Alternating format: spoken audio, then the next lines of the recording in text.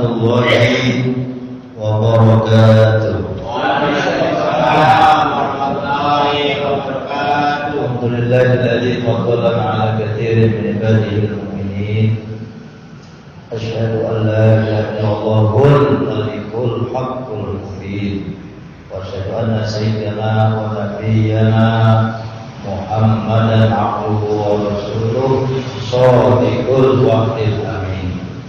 Allahumma shalli wa sallim wa barik wa karim ala hadzal nabiyil karim wa rasulil azim sayyidina wa maulana Muhammadin wa ala alihi wa ashabihi ajma'in at-tahirin amma ba'd.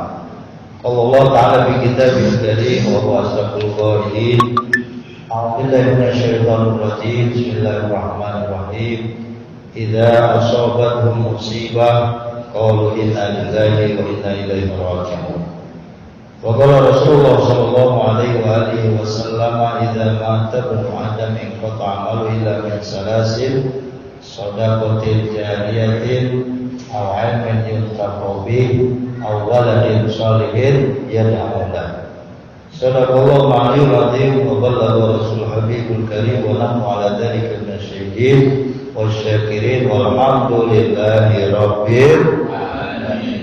Bersyukur pada Allah dengan ucapan alhamdulillah. Sehat semuanya Bapak-bapak ya. Ada yang sehat? Sehat jasmani dan sehat rohani. Jasmani kita habis makan, alhamdulillah. Ya, sehat rohani habis sambil ngerokok. Enggak apa-apa. Sambil roti, sambil ngerokok ya. Kedua, bersyukur masih istiqomah thalabul ilmi, menuntut ilmu. Yang ketiga, bersyukur masih diberi kesempatan untuk bertobat. Yang berikutnya, bersyukur masih diberi kesempatan untuk berhablum minanas kepada sesama manusia, kepada sama kita, kepada keluarga dan lain sebagainya. Artinya untuk membangun diri, mempersiapkan suatu saat bahwa kita akan kembali kepada Allah. Banyak saudara-saudara kita yang sudah dipanggil Allah. Baru saja kemarin teman saya ngaji ke Baqiyatus Sholihah, teman ziarah ke Banten, dan juga sering ngikutin saya di peringatan Hari Besar Islam di Banten sana. Dipanggil oleh Allah, umurnya juga belum tua amat. Pensiun sekitar 5 tahun yang lalu lah. Jadi kalau 58 ditambahin 5, berarti umurnya 63 ya, 63 tahun. Ya itulah kehidupan yang harus kita persiapkan. Mudah-mudahan kita meninggal dalam keadaan husnul khotimah. Amin. Husnul khotimah itu husnul artinya hasuna, yahsunu, hasanatan, itu artinya baik. Khotimah itu akhirnya, endingnya baik. Kalau dalam bahasa Inggris disebut happy ending. Happy ending itu endingnya membahagiakan. Kita berharap ketika kita menghadap malaikat sakaratul maut itu, ya kalau kita ngomong nggak sakit nggak bisa. Sakaratul mautnya Kanjeng Nabi tetap sakit, ya apalagi sakaratul mautnya kita gitu. Karenanya ada doa Allahumma hawin alaina fi sakaratil maut. Apa berarti? Pak Sulaiman dihafal ini. Allahumma hawin alaina fi sakaratil maut atau inda sakaratil maut. Mudahkan ya Allah ketika nanti menghadapi malaikat. Nah, ada video nih, video. Jadi Bapak biar nggak ngantuk ya. Saya tahu kita lemas tapi habis makan ya biar semangat. Yang ngantuk boleh ngopi. Bermula dari imam tadi lemes, kita kadang-kadang ke bawah lapar ikut lemes. Ini kita ngaji kalau di bawah baper lemes juga dan ngantuk. Nah, karena kita hanya punya waktu 40-30 menit, insya Allah nggak ngantuk ya. Begini, video itu ada orang lagi joget, jeger meninggal. Ada? Ada yang lagi pidato, dia meninggal. Ada? Akhir-akhir ini ada orang lagi ceramah, lagi enak-enak ceramah tuh meninggal. Ada? Ada ya. Mudah-mudahan kita yang baik-baik begitu gitu. Ya, mudah-mudahan tidak pada saat yang aneh-aneh. Kalau ada orang kecelakaan di jalanan kemudian meninggal, hakikatnya bukan karena kecelakaan. Memang lagi di tengah tol itulah dicabut malaikat Israel begitu. Malaikat Israel datang memanggil, Bang boleh? Kalau orang lain. Seluruh tubuh, gimana Bi? Lu mau dangdut Romai Ramam dulu sih. Ya, statusnya lagu India. Kuci-kuci utai, gitu. Ya. Saya lihat statusnya mau yang dangdut, film India, dangdut kalinya, ya kan? Ya nggak apa-apa juga, karena untuk menghibur diri itu Pak. Jadi ketika malaikat Israel datang nih, biasanya kan ibu-ibu kalau ngaji sholawatannya itu ada di YouTube ada. Tadi sore saya setel juga. Nah tentu kita mendapatkan kematian yang nggak aneh. Ada meninggalnya gampang banget Pak, lagi pidato makdes gitu. Kapan kalau bahasa Jawa Timur kan kapan kecil-kecilnya gitu. Tahu kecil-kecil nggak?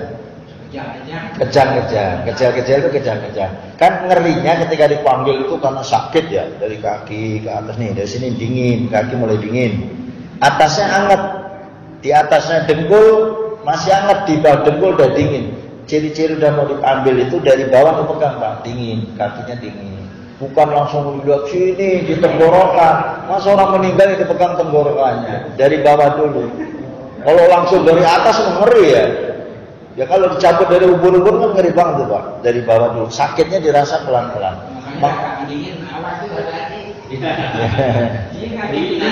Ya dingin dulu kaki ke atas terus sampai nanti ke pusat. Ya itulah prosesnya luar biasa. Kalau yang merasakan ada yang sampai dirawat di ICU 1 minggu, itu berarti itu sebenarnya sudah melalui sakit yang luar biasa tuh 7 hari di ICU. Kemarin saya khotbah di Tegalalur Masjid Istiqomah, pengurus masjidnya ibunya umur 72 tahun dirawat di RSU, apa namanya itu Bang, yang belum masuk ke rawat inap namanya Bang? ICU. Ya ICU. Itu 7 hari belum dipanggil. Katanya kadang-kadang ada bisa diajak ngomong, ini udah 6 hari udah nggak bisa diajak ngomong. Berarti itu proses andekan itu akan dipanggil oleh Allah, itu melalui kayak gitu tuh Pak. Berarti lama. Sebenarnya kalau diambil hikmahnya, dikasih sakit itu dosanya diampuni. Misalnya masuk ICU 1 hari, dosanya udah diampuni Allah. Masuk hari kedua dia iman takwanya kuat, diampuni Allah lagi. Sakit 7 hari diampuni 7 hari. Kalau sehari diampuni 10 kali 7 dosa-dosanya. Kalau diampuninya sehari 100, 700 dosa diampuni. Karenanya orang yang sakit 1 wajib sabar, 2 tawakal, terus yang jagain begini, tuntunin baca-baca. Karena dia sholat orang bisa, mata aja bagaimana apa tahu. Itu yang nuntunin harus yang kita tuh, anaknya, cucunya, siapa aja lah yang jaga. Ya Bi, jangan jaga orang sakit, dia malah keluar dulu, malah ngerokok aja di pojokan. Pas dipanggil malaikat Israel, kagak tahu dia karena dia lagi ngerokok di pojokan. Ya Bi, ngerokok ya sebatang, lihat lagi begitu. Kalau bisa meninggalnya tuh di tangan kita, ya kan? Orang tua itu di tangan kita, dituntunin Allah. Kalau la ilaha illallah itu susah itu, nggak percaya Pak ya? Kalau orang lagi koma, itu lagi koma ngerti ya koma? Udah nggak ingat apa-apa Pak. Ada suara orang ngomong dia dengar, kita ajak bicara dia dengar, tapi kitanya nggak dengar. Dia paling keluar apa? Netes air mata. Dia nggak dengar apa ini siapa yang datang, Babe siapa yang datang. Dengar dia suara Ebi, suara ini, suara Elzam, tahu dia, tahu temennya yang nengokin dia tahu. Kalau diajak ngomong dibisikin di kuping, Allah sabar Eji, sabar misalnya, dia keluar air mata. Oh saya sering lihat tuh kalau di ICU itu, sangat sering. Maka saya kemarin terakhir itu masih orang tua kami, ya saya kasih tahu ke anaknya, coba dideketin telinganya, bilang tuntunin Allah, Allah. Karena kalau la ilaha illallah lancar tuh kalau kita sehat.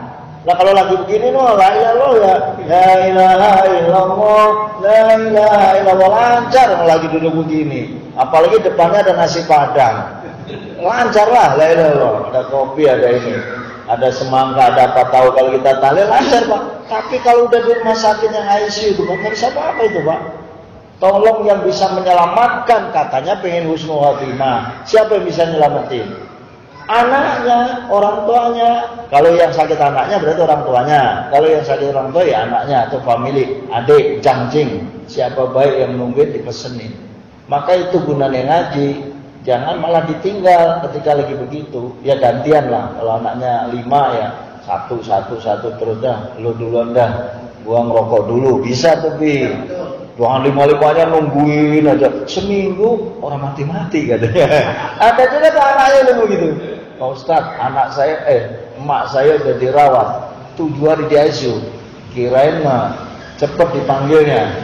Oh, ya itu tadi kan seolah-olah Pak, kagak dipanggil-panggil. Gak boleh juga Pak kita ngebacain, ngedoain kayak gitu. Nyumpain gak boleh. Jangan ya. Malah doa kita walaupun di ICU, kita tetap optimis, mudah-mudahan orang tua kita sehat lagi, begitu caranya. Gak boleh gue doain sebenarnya orang tua gue biar cepet berangkat aja. Gak boleh itu Pak, walaupun di ICU, mau dibilang ya, gak boleh. Maka yang namanya umur itu gak bisa dimajuin, gak bisa dimundurin. Na'udzubillah. Nah itu beratnya. Idza jaa ajaluhum, kalau ajal sudah datang, la yastakhiruna sa'atan. Gak bisa minta, tar dulu, gue belum nelpon sama bini misalnya, atau gue belum bilang sama anak-anak gue, nggak bisa. Malaikat Israel datang udah nggak ada tawar, kecuali Rasulullah. Kalau Rasulullah ketika malaikat datang itu, Israel datang apa permintaannya? Malaikat apa berita dari langit? Tenang ya Nabi, surga udah menanti. Oh itu para malaikat dan menunggu roh Muhammad. Iya itu untuk gua. Bagaimana umat saya, kata Rasulullah kan gitu. Nah umat Rasulullah ada berita. Nah permintaan Rasulullah juga itu malaikat Jibril mana? Kok nggak datang? Malaikat Jibril nggak tega nunggu dicabutnya nyawanya Rasulullah. Itu malaikat Jibril nggak tega. Tapi tetap penasaran. Saya nggak mau dicabut nyawa sebelum malaikat Jibril datang ke sini. Datang nggak? Datang akhirnya. Jadi ketika dipanggil itu malaikat Jibril aja nggak sanggup melihat. Padahal Rasulullah itu kekasih Allah kan. Itu kenapa? Saking sakitnya Pak, ya keluar keringat gak karu-karuan. Ya bahkan Rasulullah bilang, kalau bisa ya Allah saya mohon sakitnya seluruh sakaratul maut umatku kalau bisa saya tanggung. Biarin aja saya aja yang merasain, umat saya enggak. Nah itu bukti cinta Rasulullah kepada umat. Bapak sekalian yang saya hormati, yang kedua sallallahu alaihi wasallam kita sampaikan baginda Rasulullah sallallahu alaihi wasallam. Nah, kita sama-sama salat tibil qulub. Coba lafaznya gimana, Bi? Allahumma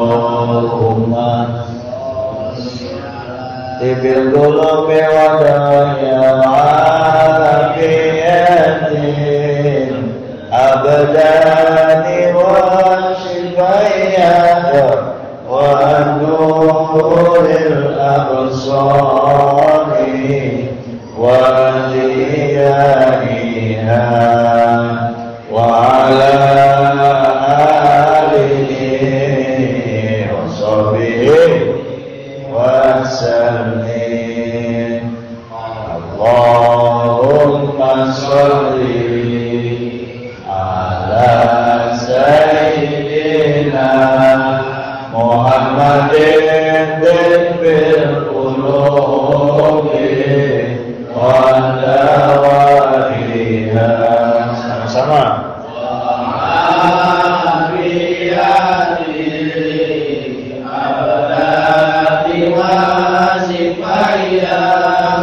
Wa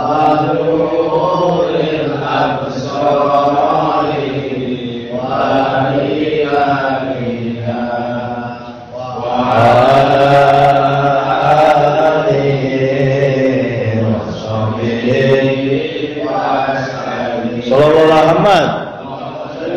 Masih berkisar kitab Lubatul Hadis al-bab at-tasi' wa salasun, bab yang ke-39. Fiman inniyaha 'alal mayyit, tidak boleh bab melarang meratapi jenazah. Meratapi itu maksudnya apa Pak? Meratapi itu teriak-teriak. Kalau sedih nggak apa-apa Bang Muli. Sedih itu wajib lah ya kan, namanya ditinggal meninggal pasti sedih. Tapi yang nggak boleh tuh yang sampai jambak rambutnya sampai diapain, baju disobek-sobek, ya orang bego. Jadi ditinggal meninggal zaman jahiliyah memang gitu Pak. Ininya dipotong, rambutnya juga sampai dibotak. Ada tuh ditinggal meninggal sang kekasih, dia botak. Jadi kalau ada orang botak boleh ditanya, lu habis sedih sama siapa? Ebi, Ebi ini habis putus sama pacar, botak ya. Ebi. Itu niyaha. Niyaha itu menangis yang berlebihan. Kalau nangis doang nggak apa-apa lah Pak. Misalnya Ebi dikasih tahu orang tua nggak ada, pasti nangis. Saya juga sama ya. Kalau Nabi SAW berkata, siapa Nabi SAW? An-niyaha, orang yang meratapi tangisan yang terlalu tajam itu, amalun, sebuah amal, min dari amalil jahilah, beberapa amal orang-orang jahil.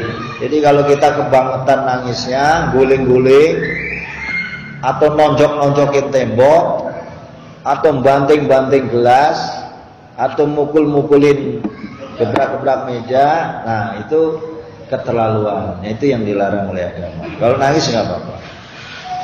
Man fa'alan niyaha, man siapa orang fa'alan niyaha yang mengerjakan teriak-teriak tadi atau meratapi, karena adanya siapa man aduan lillah, itu musuhnya Allah.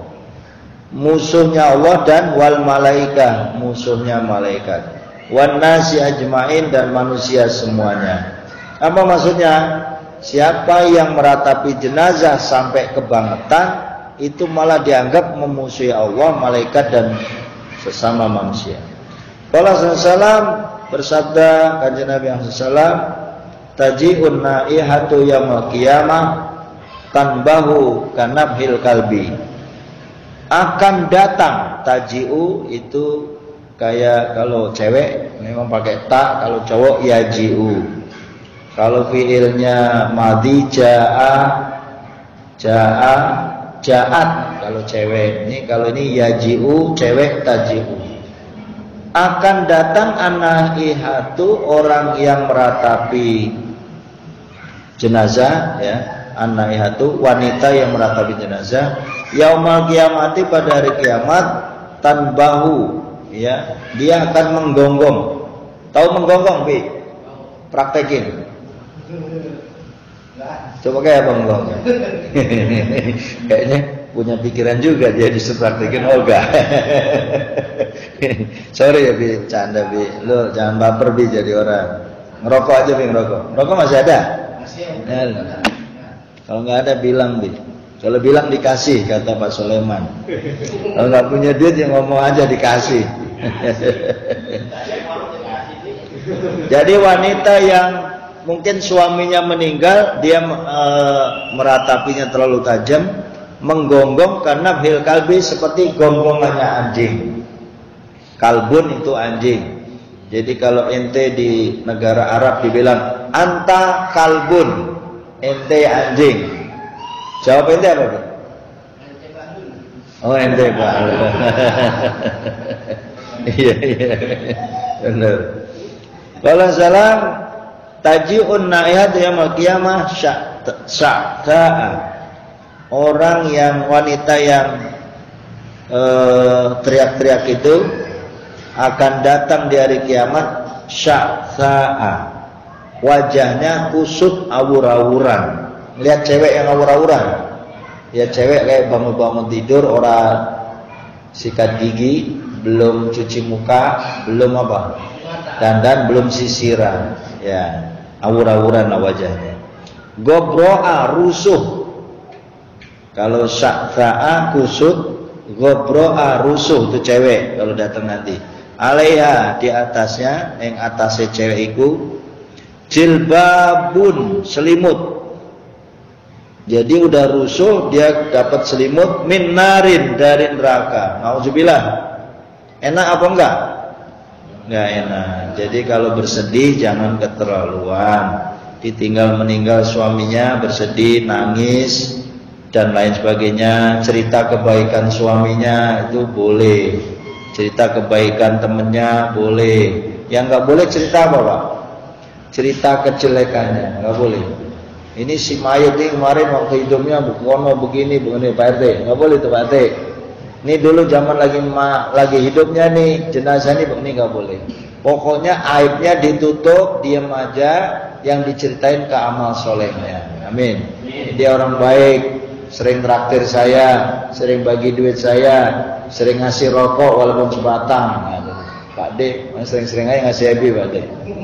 Jadi kebaikan Pak D nanti diingat-ingat sama Ebi.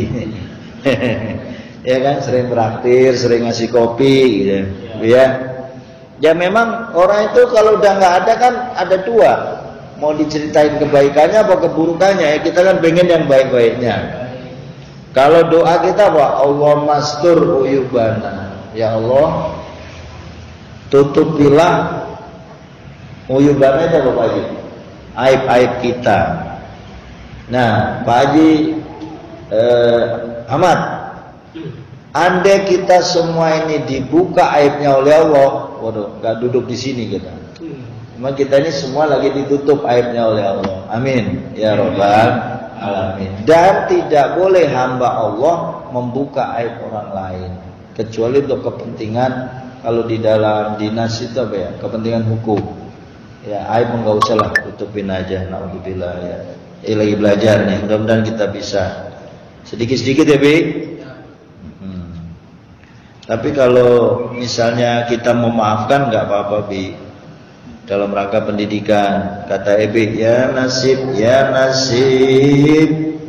mengapa begini, baru pertama bercinta. Gimana Bi?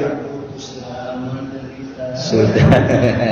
Ebi, lah kok dalangnya kok si Ebi keprimen ya? Tenang Bi, bentar lagi kita dapat jodoh janda kaya. Amin. Sebuah lagu gadis atau janda gitu kata Ebi. Ebi, enggak gitu ngantuk loh. Nyampe mana tadi? Jadi itu cewek di neraka nanti di hari kiamat diselimuti, selimutnya dari neraka. Watadhu yadaha, kemudian meletakkan tangannya si cewek ala roksiha, di atasnya. Ini begini nih, udah diselimuti selimut neraka, tangannya ditaruh di atas kepalanya. Watakulu, si cewek ngomong, wailah, bahasa Arab tuh kayak begini nih. Wailah, celakalah aku, aduh ciloko aku gitu. Bahasa Ngawinya, waduh biung. Nah, bahasa Jawa Timur, aduh biung. Bahasa Betawinya apa? Kalau di sini, celaka gua. Kalau di sini ada lah selain celaka apa ngomong boleh ya bahasa Betawi ya? Suwe gua gitu ya, suwe ya. Suwe itu apa sih? Suwe itu celaka ya. Oh sial. Oh iya ya, ini wawailah, bahasa Arabnya wawailah, celaka gua. Aduh celaka saya gitu. Atau aduh biung. Bukan aduh biung lagu Bi. Ya, biung. Kalau di Jawa itu kalau udah ngomong aduh biung, berarti sakitnya udah banget itu. Udah sakit banget. Biung itu ibu. Kalau salam bersatu Rasulullah la'anallah, Allah melaknat anaihata, wanita yang bersedihnya kebangetan, wal mustami'ata, dan orang yang dengerin. Nah gini, kalau ada perempuan teriak-teriak tentang ada yang meninggal tadi, sampai jangan ikut dengerin, karena yang dengerin juga sama. Misalnya ada perempuan nih, dia teriak-teriak karena suami meninggal atau orang tua meninggal, kita ikut dengerin teriakannya aja, itu kita ikut laknat. Maka dijauhin, pura-pura nggak denger atau gimana lah pokoknya, jangan ikut mustami ini kalau bahasa sekarang ikut kepo. Di era sekarang kan banyak banget kepo. Ada orang datang ke rumah kita kepo banget, saking keponya pengen dengar begini itu, ngomongin apa itu. Namanya kepo itu. Atau dengerin dari depan tembok gitu kan, samping tembok, ngomongin gua jangan jadi kagak padahal. Ya nggak usah kepo ya, mustami'ah itu kepo. Wal haliqah, dan orang yang mencukur rambut gara-gara ada kematian, itu nggak boleh juga dilaknat. Wal khariqah, dia bakar bajunya gara-gara ada yang meninggal, bajunya dibakar. Itu bentuk apa itu Pak Eza? Bentuk protes terhadap Allah atas kematian. Kenapa dilarang? Berarti dia melawan takdir Allah. Kenapa melawan takdir Allah? Emang mati, hidup yang bikin Allah. Kalau dicabut nyawanya ya wajahnya dicakar merah-merah semua. Wal wasimah, dan membuat tai lalat. Wal mustaisimah, orang yang membuat tai lalat juga nggak boleh, yang bikinin. Dan yang bikin tai lalat juga nggak boleh. Yang dirinya bikin sendiri nggak boleh. Tapi dalam konteks ada orang meninggal ini tadi, protes sama Allah maksudnya. Wasalto, dan menjerit histeris. Wal marto, dan menarik rambut, bahasa Jawanya rambutnya dijambak. Apa dijambak bahasa Indonesia? Dijambak. Boleh nggak? Boleh. Yang nggak boleh, nangis datang ke kuburan, kuburannya dipaculin lagi. Nah, ente datang ke kuburan bawa pacul, mentang-mentang pemborong, kuburannya dipaculin lagi, protes sama Allah. Itu ya nggak boleh. Alias itu orang gila, harus dibawa ke grogol. Tanahnya udah diunduk-unduk segini, tanahnya diratain lagi sama dia, kan udah dibikin cakep tuh. Karena protes maksudnya, ngapa bapak gua meninggal gitu, ngapa pacar saya meninggal, ngapa istri saya meninggal. Nangisnya boleh, yang nggak boleh itu sambil action tanahnya. Nah yang cakep malah begini, di kuburan itu kan ada apa tuh? Patok, bahasa Jawanya patok. Ngerti patok kok sampean? Apa ini gini? Nisa, emang boleh? Ya, sekali-kali belajar bahasa Jawa juga bang.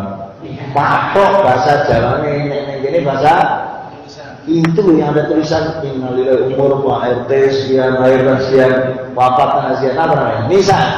Nah nisan itu dipegang boleh. Assalamualaikum bapak, assalamualaikum sayang, assalamualaikum adikku, assalamualaikum cinggu gitu, assalamualaikum kong. Boleh nggak?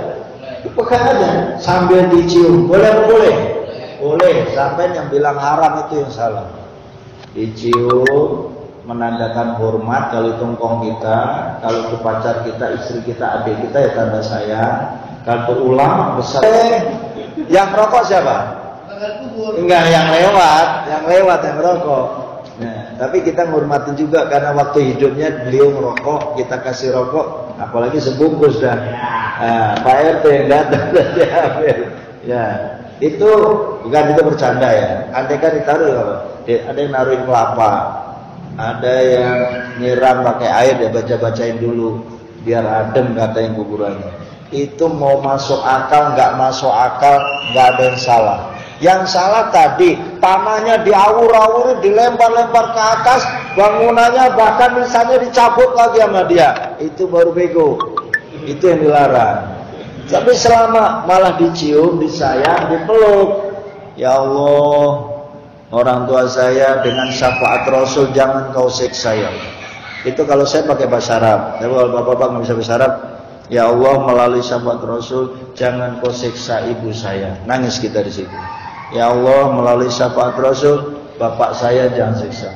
Ya Allah saya sadar bapak ibu saya banyak dosa, maafkanlah dosanya.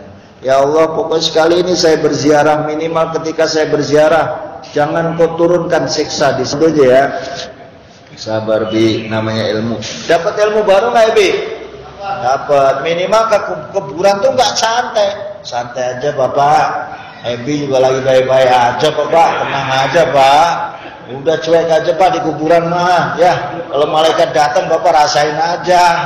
Paling gue digebukin. Nah ini bocah songong ini.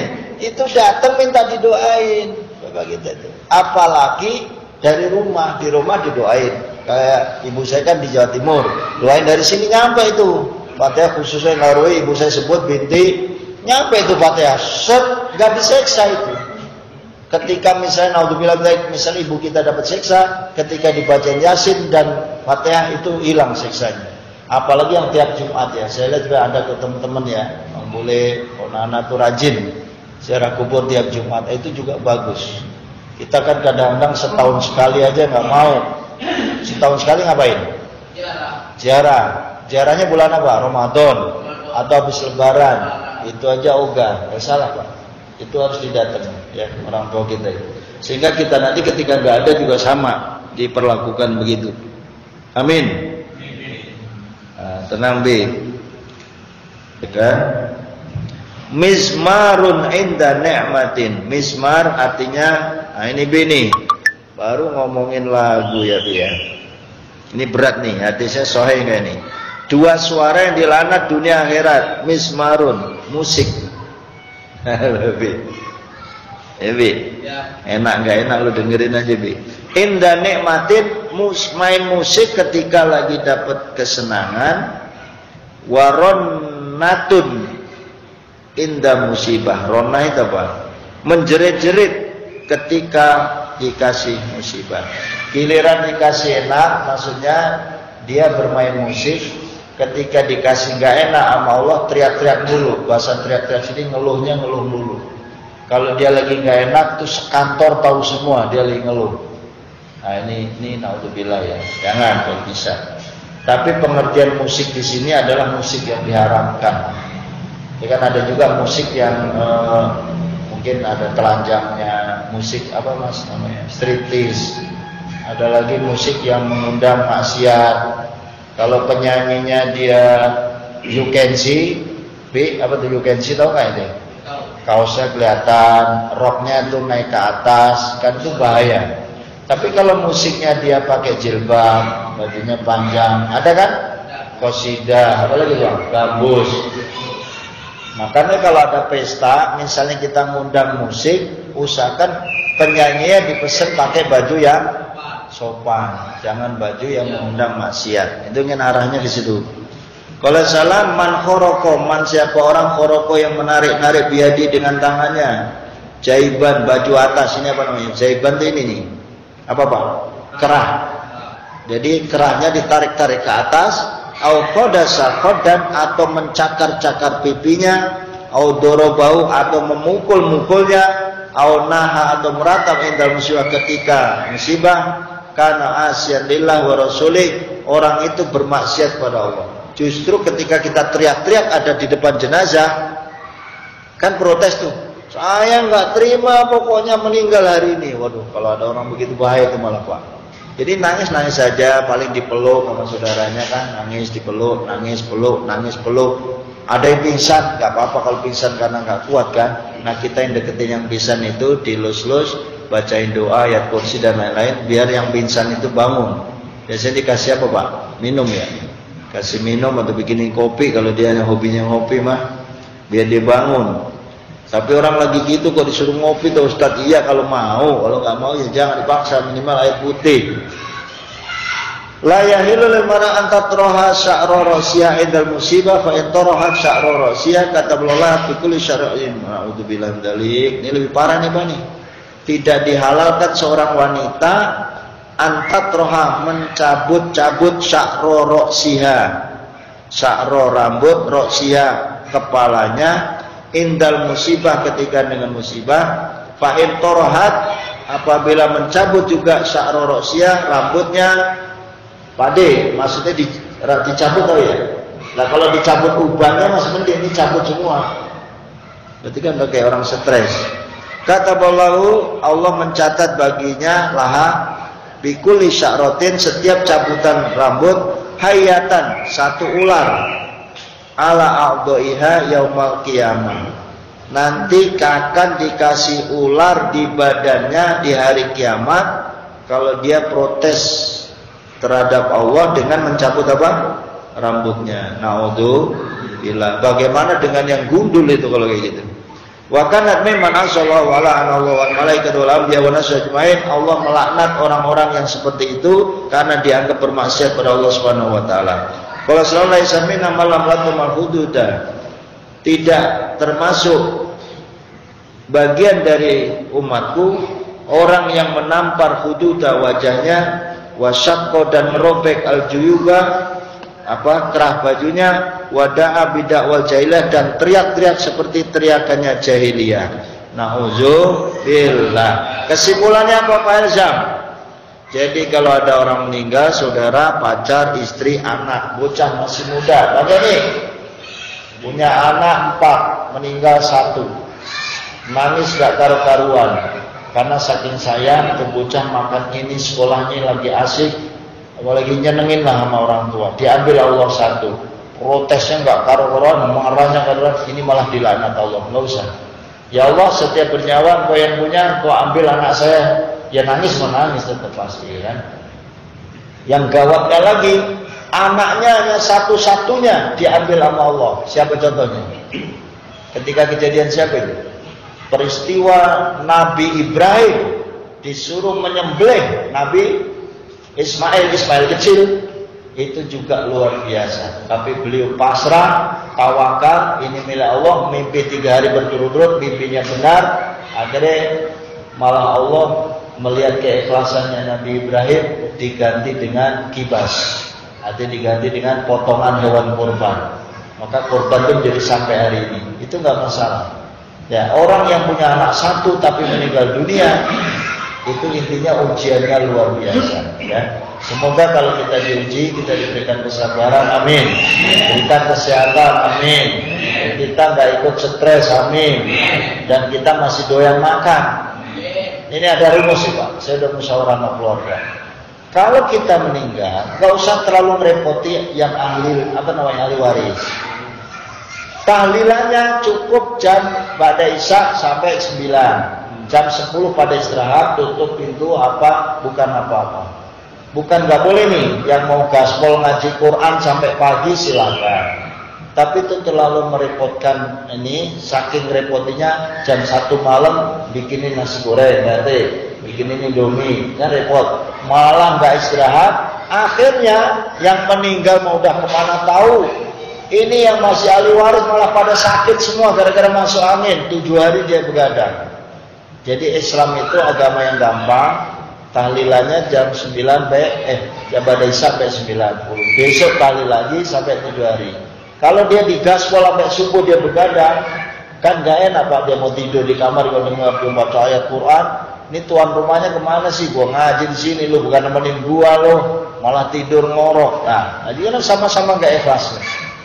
Jadi yang ngaji itu pikirannya kemana tahu, minta dilayani kopi, nasi goreng, indomie dan sebagainya. Yang di tuan rumah orang kuat badannya masya Allah. Nah ini terlalu memberatkan. Lagi kalau kau nafsan ila usan. Insya Allah 7 hari itu cukup, 15 hari cukup, 100 hari dan seterusnya cukup. Gak usah ditambah yang kayak gitu. Bukan gak boleh ya. Ada soalnya tradisi di sini seperti itu. Jadi bukan gak boleh. Nanti ya saya ngaji Pak Ustadz katanya gak boleh. Boleh. Tapi itu terlalu memberatkan tuan rumah. Itu yang saya maksud. Ya jangan terlalu memberatkan. Apa-apa umur itu, sesuatu itu lebih baik yang tengah-tengah saja, yang sedang-sedang saja. Kurang lebihnya mohon maaf. Semoga tetap semangat. Sekali lagi Allah memudahkan urusan kita.